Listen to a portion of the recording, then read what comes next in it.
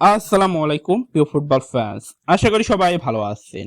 Brazil official ভাবে 2026 বিশ্বকাপ থেকে বাদ পড়ার পর ব্রাজিলিয়ান তারকা নেইমার জুনিয়র অফিসিয়াল ভাবে বলতে গেলে ব্রাজিল দল থেকে আন্তর্জাতিকভাবে বলতে গেলে রিটায়ারমেন্ট করে নিয়েছেন। রিটায়ারমেন্ট ঘোষণা দেওয়ার পরে ফুটবলে একটি শোকের ছায়া নেমে আসেন ব্রাজিলের তারকা নেইমার জুনিয়রের রিটায়ারমেন্ট নিয়ে। কেননা 2026 বিশ্বকাপে নেইমারের সর্বশেষ চেষ্টা ছিল ব্রাজিলকে হেক্সাজেশনে এবং নিজের স্বপ্ন পূরণ করা। সেজন্য সবকিছুই করেছিলেন ব্রাজিলিয়ান তারকা নেইমার জুনিয়র। তবে তাকে খুব ভালোভাবে সুযোগ দেয়নি ব্রাজিলের কোচ থেকে শুরু করে কোচিং স্টাফরা।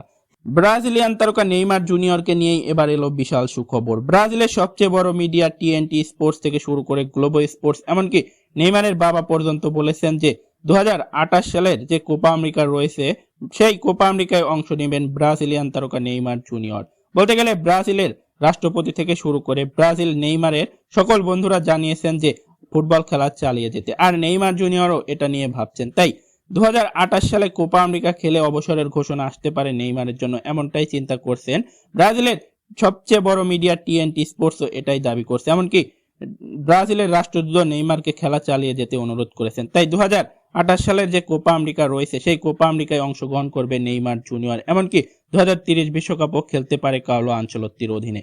আপনাদের কি মনে হয়, নেইমার জুনিয়রকে ব্রাজিল দলে 2028 কোপা আমেরিকায় কে কে দেখতে চান তা অবশ্যই কমেন্ট করে জানিয়ে দিন। ধন্যবাদ সবাইকে।